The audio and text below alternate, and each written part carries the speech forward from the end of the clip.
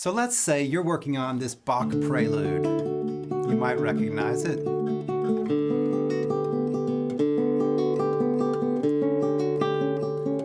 So let's say that there is a part coming up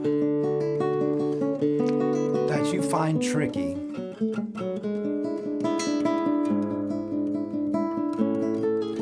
What happens in your head when you're approaching that tricky spot? So if there's this spot, you know you had trouble with it in the past, you might goof it up, you might have a memory slip there, or perhaps you played it for someone and that was the spot that derailed. Whatever it is, you know that it's a potential spot that something could go wrong at. How do you handle that spot? How do you think about it? How do you work on it in practice so that you can play it right when you want to play it for people or for yourself? So in other words, how do you avoid the mistake there and instead, how do you play it right? That is the topic of this video right here. And so we will talk all about the way to think about problems and multiple ways to solve those problems so that you can play fewer mistakes and play more correct notes in your practice. So to begin with, let's talk about the most common scenario. So the most common scenario is that we think about mistakes and we try not to make them, right? This is a negative agenda. We're trying not to do something. Don't mess up is kind of the thing that we're telling ourselves in our head, especially if we're under pressure and we're wanting to play. So either we're recording ourselves or we're playing for other people. We're just hoping we don't mess up, right? Keep going, don't mess up. And that is negative. This puts the focus on the mistake, right? It actually acknowledges there is a mistake coming up and I'm going to try not to hit it, right? It's like there's this great big thing in the road up there and you're going to swerve and try not to hit it. The problem with trying is that it oftentimes leads to exactly what it is. It kind of includes its failing within it. There's another way of doing this. Of course, we don't want to play the mistake. Of course, we want to play the right notes and not the wrong notes. Obsessing about the mistake really takes the focus off what it is that we want. And so the main rule of playing through and playing accurately and playing beautifully is to focus on what we want. It sounds so obvious and silly whenever I just say it like that, but it's counterintuitive because naturally in our psychology, in our lizard brains that have evolved over hundreds of thousands of years or 6,000 or however many years that it has been evolving, we really prioritize fear. We prioritize the lion in the bushes over the berries here, right? Like the dangerous thing speaks louder in our heads. So it's natural and normal for us to focus on the negative things more than the positive things. However, because we're sitting in our practice spaces and we have the ability to work on things and practice things intentionally, then we can learn to focus on what it is that we want. And the way to do that is through clarity and specificity. That means being very specific about things. So to repeat, the main rule is to focus on what we want. Don't focus on not making the mistake. Instead, get really clear on what it is that we want to do. And we'll talk more about this in just a second. And focus all of our energy there and just don't even think about the mistake. So keep our eyes on the berries. Even though there very well may be that lion in the woods, still we're going to focus on the berries here. Briefly, if you don't know me, I'm Alan Matthews from Classical Guitar Shed, and I love practice and I love helping people find more enjoyment in their practice by using practice methods that work. And one of the ones that I absolutely love and recommend is this 7-step process that you can use to learn pieces and troubleshoot tricky spots. It is an excellent practice tool. I'm sure it's not the only one that you'll ever use, and I don't think it should be, but it's a great arrow in your quiver. And so if you'd like that, you can find it at the link below. It's very easy to get, and once you learn it, it's easy to remember, and it will help you immensely in your pieces if you use it. All right, back to our normal scheduled programming. So then clarity is key. Clarity is what we're doing here. So then how do we get clear on what it is that we actually want? Well, number one, we eliminate confusion. That means that we have to spot the confusion and we have to get rid of it. We have to actually figure out what is it that we're confused about, what is it that we're unclear about, and then we need to look closer and closer and closer until we can really figure out what's going on. And that question, what's going on, is one of the most powerful questions you can possibly ask in your practice. It is the practice question that will take you further than any other practice question, and that is, what's going on here? Whenever you're looking at a piece of music, whenever you're playing your technique practice and your scales, if you can ask this question, what's going on here? And then give yourself really specific answers. Not general, I'm just playing my scales. But instead, my hand placement is such, my goals are such, I'm listening to these specific things. This is the rhythm, exactly this. This is how I'm moving my hand. All these really specific parts that go into the big thing that we just call, I'm playing the scales, or I'm playing the prelude, or whatever it happens to be. I'm playing these measures. So getting clear is about asking the question, what's going on here? And then answering it with very specific answers. So in your practice, one of the things that you can do, you can ask what's going on here for an entire piece of music. And you should. Like, what's the core emotional concept that I'm going for here? Like, what's the big idea for this entire piece of music? It's a 3-minute piece of music. What is it that is actually going on?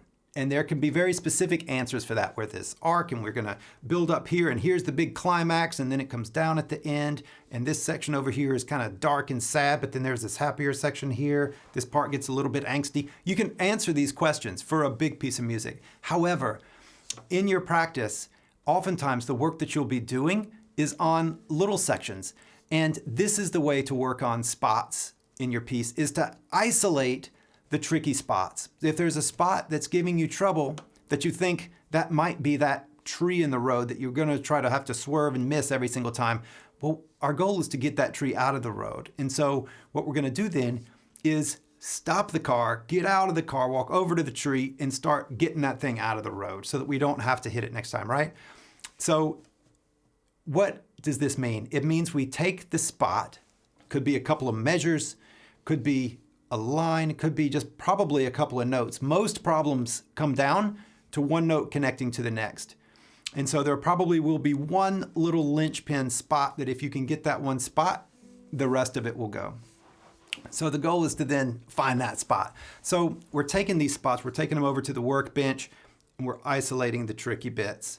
That means taking one small bit, knowing what that bit is, and we're actually working on it. We're not just playing through the entire piece a whole bunch of times thinking, well, that spot will clear up eventually, because it won't. It won't. Next, you want to create a move-by-move choreography for it. That means, what is the right hand doing? What is the left hand doing? And so specifically for that bit, what is your right hand fingering? Write it in over the notes.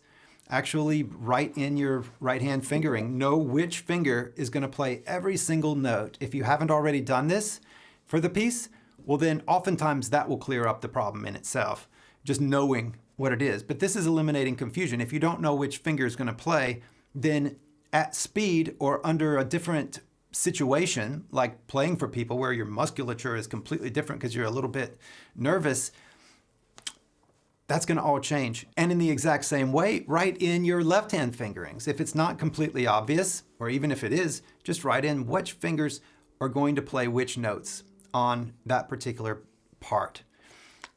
And then with that, play your hands separately. Play the right hand by itself, play the left hand by itself. Of course, the left hand is not going to sound like anything, but it takes that mental challenge of the right hand away and lets you really just focus on what's going on with the left hand. Now with the left hand, as we're doing this, it's not just the fingertips that are playing this, it's our entire hand position.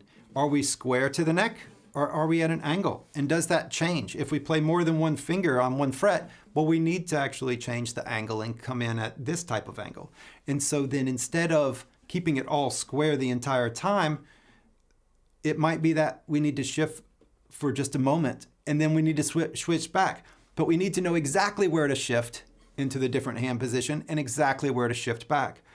If there is a stretch, Where does it stretch from? Does just the little finger stretch up, or do we stretch from the from the first finger? Really answer those questions for yourself. So what is the exact choreography that makes this easiest? Oftentimes with a shift, this is one of the big places where we get tension and where we can really mess up in a piece, is if we have this shift from way down here to way up here or something. How are we going to approach that? What does the arm do? What does the shoulder and the elbow do? What does the wrist do? These kind of questions can really bring clarity, and allows us to make a move-by-move choreography. And so then we can know exactly, we can answer that question, what do I want? Well, then you have the answer, because then you know, okay, well, I want here, I need to bring my wrist out just a little bit, coming down to this chord. Coming up here, I need to square back up. Here, my shoulder tends to rise and I need to release it. So all of these things, and include also your mental state. Give yourself mental cues, verbal cues that you can say, this is where I do this. You can even think different thoughts. More clear you can get about the choreography with all of your best technique tips. Play right behind the frets, keep your fingers curved, keep your hands soft, use appropriate tension, all of these things. If you can get clear about that, then you will know exactly what to tell yourself to do, and then you can practice doing those things. Let's talk about tension and tensing up in a piece of music. This is one of the ways that we make mistakes, is that we give our body, we teach it, this is where, in this piece of music, this is where I tense up and freak out. This becomes part of our muscle memory. Just like the shift and just like the chords that we play, if you just can play a C chord and a G chord and you don't even have to think about it, that's muscle memory.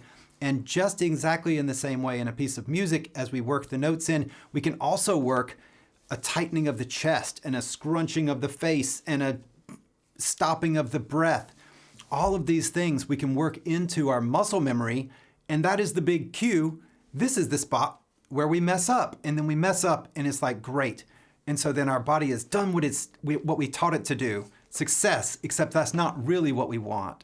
So instead what we can do is make sure that, especially in the spots that we think of as hard spots, or that were kind of scary spots, the big exposed spot, or whatever it happens to be, that's where we need to train in some release and to stay calm, so that we can think, this is easy, this isn't any different than the easy part. Physically, we haven't set ourselves up for failure in that way, and instead we've set ourselves up for success. So as we're practicing the tricky bits, as we're isolating them, we're working out our choreography, it's super important that we do this with calm, focused awareness, which is how we want to ultimately play the piece, right? With great attention on what it is that we're doing, because that is what we're doing by working out the very small details of our choreography. And we can train in release and relaxation into our playing, appropriate tension, I should say, more than relaxation. We don't want to relax. We want to use appropriate tension, whatever that is. Some spots really need a lot of tension. If we have a big bar chord with a stretch in it, it might be very strenuous and we need to use a lot of muscle, or else the notes are going to buzz. That's perfectly fine. It doesn't mean that the note before that needs a bunch of tension or the note after that does. So what we want is appropriate tension for each moment of playing. And that we can train in during these times. Let's say that you have a big shift in a piece. The common thing is to really tense up right there. So what you can do then is to just practice getting up there in a released form. And just throw your hand up there. Whatever it is, so that you just get used to just moving from here to there and it not being a big deal. Instead of tensing up in the air and then just gripping at it and trying to grab it. It's a very tense way of doing things. Instead, just practice just being easy about moving around. And then focus in that landing so that then you can, and we'll talk about practicing slow in just a minute, but then just get it to where you, in the air, you're very released and you come up and you just get there. So you can train in this sense of calm, this sense of release in your playing, so that when it's time to perform, you have actually trained yourself to release and feel even more calm in those spots. It's a psychological trick maybe, but it's also muscle memory, and it's part of learning the piece. You're going to train yourself to do something. It might as well feel good. Another way you can do this is through buzzed notes. And so then a buzz note is when you just lightly press down a fret and it doesn't thump, that's too little, but it doesn't play clearly either, that's too much. Instead, it's right in between where it buzzes. So what you can do is you can play with buzzed notes, and this could just be in an exercise, or it can actually be the part that you're playing, so that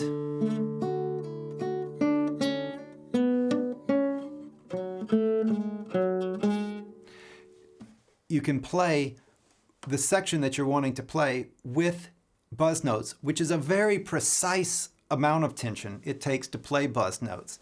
And so it's not easy. It's very easy to play too much or too little, especially because each string has its own amount of pressure to push it down so that it doesn't thump and it doesn't actually play clearly. So working on that will train you to think about the amount of tension and pressure that you're putting on the string at any given moment. And with buzz notes, with the figuring out the choreography and actually playing through that with your exact choreography and knowing, just going note by note through that little section, you need to be able to play that really slowly, because otherwise you're going to round out the corners, you're going to do something that you didn't mean to do, and you won't even notice it because it's going by too fast. So we need a combination of slow practice where we're really specific and focused on what it is that we're actually doing, just in each moment, with our whole bodies, with the notes, with our fingers, with the rhythms and the sounds and everything, every detail that we can possibly bring to it, tone quality, strokes, the follow through, all these things. We want to be able to practice slow enough that we can actually catch all that and track all that. And there's so many things, and ideally you do have more and more things. You just bring a richer and richer set of details to it the more that you practice. So we need to go slow enough to track all that at the same time. And then we also need to practice fast enough to actually, we need to be able to bring that into performance speed. So we start with the slow practice, really getting it all, but then we do actually want to come up and practice fast as well, because that's the way we're going to end up playing it if it happens to be a fast piece, right? So notice then, as you're moving from slow to fast, what breaks down, what happens, does anything stop happening? For instance, I was calm and everything was good. I had appropriate tension until I got to this particular speed. And then I started tensing up and things started getting a little bit effortful, a little bit too hard of trying. And so then it could be that, okay, we'll time out. Let's back it up to just before that. And then let's continue to practice there and then move that forward so that I can keep that feeling of effortlessness at the higher tempo. So working with speed as a tool and being aware of all those different points as you change from one speed to the next. I'm commonly asked, do you need to play with a metronome when you're playing that slowly? If you want to, I recommend as a general rule with metronomes to use the metronome a lot in your technique practice, meaning your scales and your patterns and all the, your slurs and all of the different things that we do for technique practice specifically. In pieces of music, use it as you need to work out the rhythm or to make sure that you're playing at a steady rhythm. So it could be after you've got all of that choreography done and everything, you do want to put it on a metronome to make sure that you have it all happening at the right tempo and that you haven't trained in any wrong rhythms. So going back to the score, going back to the music, and just really making sure that everything is as written and in time. It's great to use a metronome for that. You don't need to use a metronome all the time. It is a tool, and with pieces of music, you really just want to use it where it's needed. Well, now let's review this. So first off, we want to focus on what we want, not on what we don't want. We don't want to focus on the mistake. We don't want to fear it. All we want to do is focus on exactly what we want to happen. So what do I want specifically in this? And to that end, to figure out what that is, we're going to ask the question, what's going on here? What do I need to do? And then we want to isolate the tricky bits in our practice, take them over to the workbench, open them up, and really dig into them. And we want to work out the move-by-move choreography, not just the fingers, but the entire body. Our brains, our muscles, our bones, and our skeletons, our fascia, every single bit.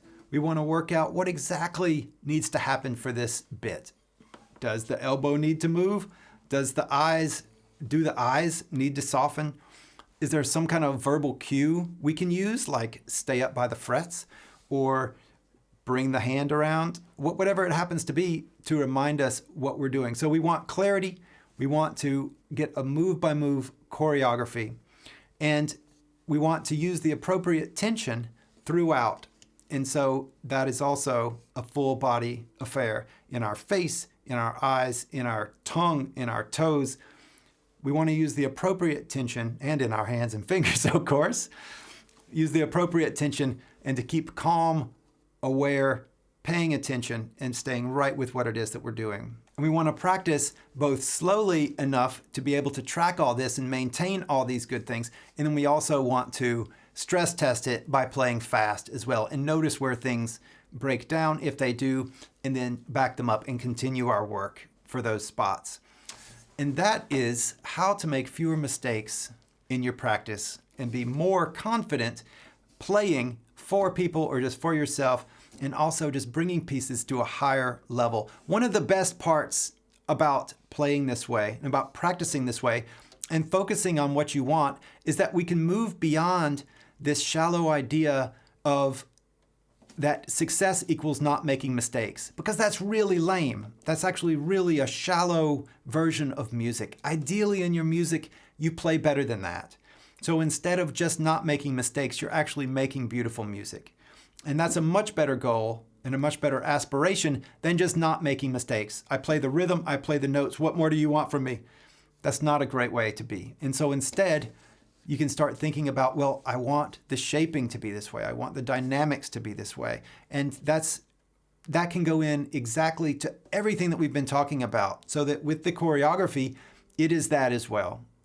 That your dynamics, your volume swells and fades can work into that.